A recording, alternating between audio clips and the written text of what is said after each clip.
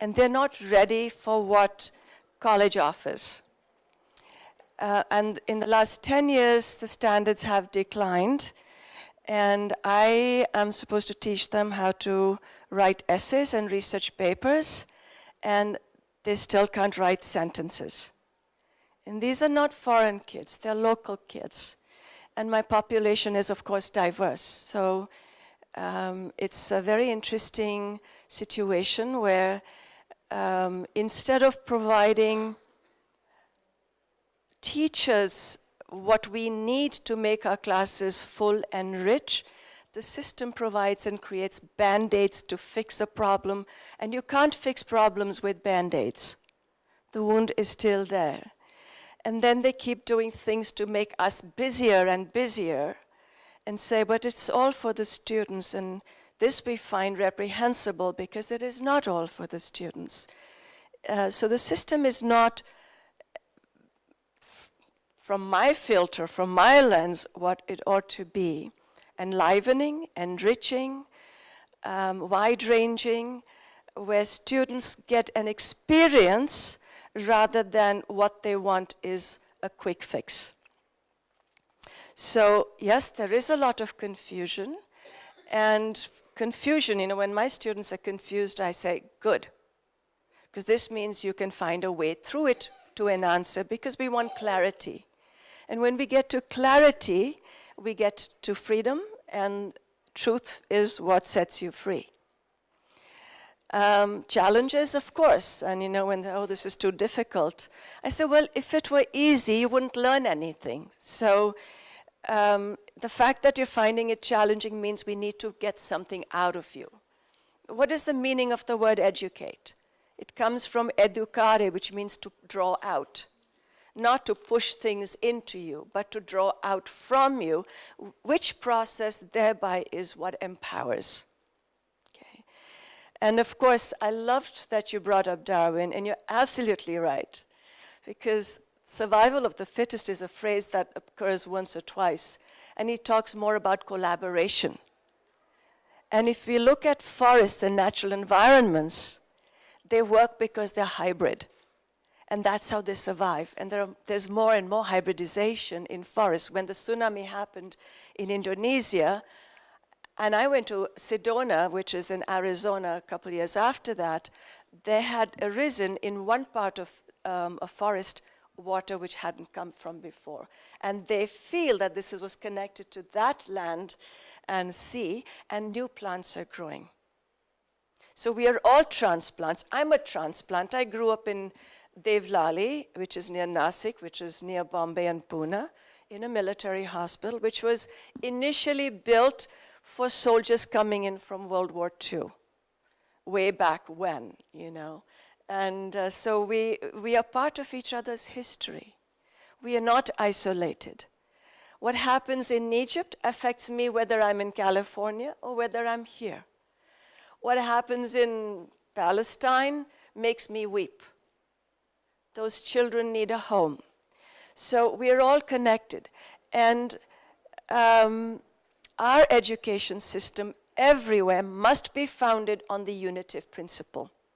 We have these elements in our mythologies. If we go back pre-patriarchy, all our mother-centered mythologies are so similar, also because they traveled. Isis, and I don't mean Daesh, I mean the goddess Isis, who stands for truth and justice. The mother Kali, who is about dissolution and recreation. The blue lotus is her flower. Where does the blue lotus originate? It's not in India. India has the pink and the white lotus and the red lotus. But the blue lotus comes from, from Egypt. So we have so many elements from all our different cultures that unite us. And it is unfortunately the separatist, divisive element that came in with the patriarchal system that was all about conquest and wars. And that hasn't ended. And it's time for that to be resolved rather than to be continued. We need to bring back the elements of collaboration, of friendship, of diversity in unity, allowing difference, because that is what makes culture thrive, not homogeneity. And unfortunately, in the United States, the drive, even though we have in Orange County, which is a suburb of LA County, 96 languages represented, the sense of creating everything, even though we talk about we've got to diversify our education, but the sensibility is still homogeneous. I've taught in the system for 27 years. I thought I'd be out in 5 years because I really have other things to do. And I never thought I'd be a teacher, but I got the job because I needed a job. And I've been there 27 years. And when I speak to a friend of mine, I said, you know, I have to leave. He said, but you are a teacher. I said, but one can teach in different ways. So yes, I'm a poet, I'm a painter, I'm a holistic practitioner, and a filmmaker. And I am stepping out now because my brain is turning to mush reading the papers I now get. I can't read them. They're not written in English. There is a sense of lack of structure of language, which to me translates also to lack of structure in thinking, which creates more confusion, which leads me to a very important and painful subject of how easily programmed we are. We are programmed everywhere, and yes, while education on the one hand socializes us to fit into social roles and norms, I don't think we are supposed to be programmed, and technology is, of course, contributing to that.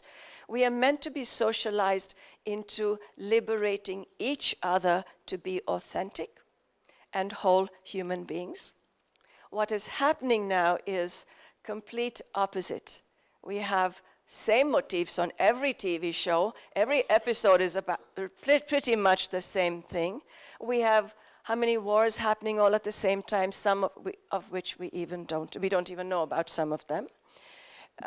We are told we are doing this for your security and safety.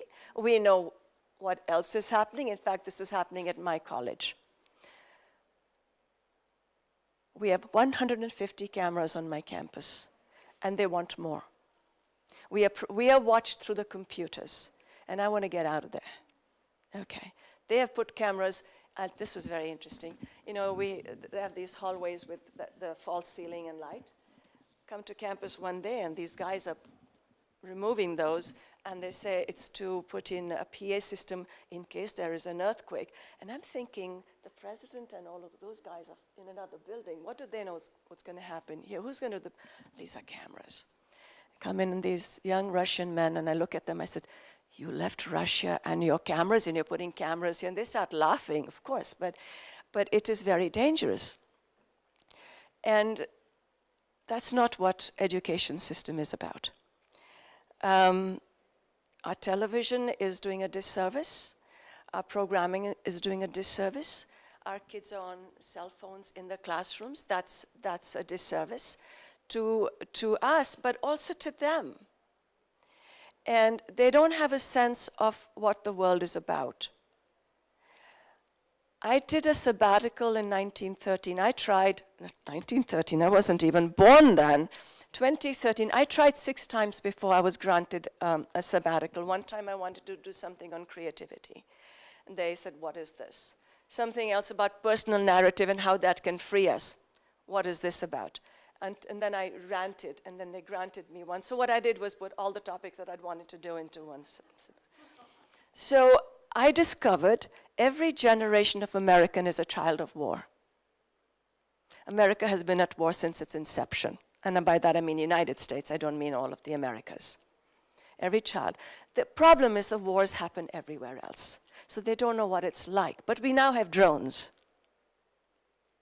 So they have this sense of us and them, okay? And then I discovered, to my chagrin, because I wanted to interview my students for my paper, I said, what, you know, students want to study the subjects that'll get them a job. And I can't do that. Of course, I'm teaching English, and they need to learn how to write and think, and English writing is not their favorite subject. But well, what am I going to do with ceramics? What am I going to do with geography?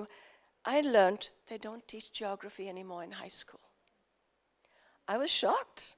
I was stunned. I was speechless. What do you mean they don't teach geography? Well, it's an elective for one semester. I said, but you need to know what the world looks like. They don't. That was, to me, I mean, my body was really, I went into shock in my classroom. Anyway, I said, so, you know, we are part of each other, and I'm not talking about one world government. I'm talking about being a global citizen, which is very different. I said, I always, you know, growing up here, felt I belonged to every country, and I wanted to know. I said, they're all my cultures. Why can't I live like this? So I said, all right. And there was one gal who really liked what I was saying. And she always had this sort of angry look and wouldn't communicate. But she perked up on that one day. And I interviewed them for my paper, and it's on YouTube, what the students say. It's all talking heads, so you don't find all the drama, but it's all about, you know, what they, because I insist on them being creative. This was my basic writing class. I'm even scared to teach that class anymore because I have to go back to junior high to teach this class. And I can't do that. So it is one of those, you know, and it's like, so at the end of term, my students tell me, you know, this is an English class, but you've talked about everything else. I said, because English is about the structure and the language. You've got to have content. And you've got to know who you are, because I believe if you don't know who you are, you aren't going to be interested in writing.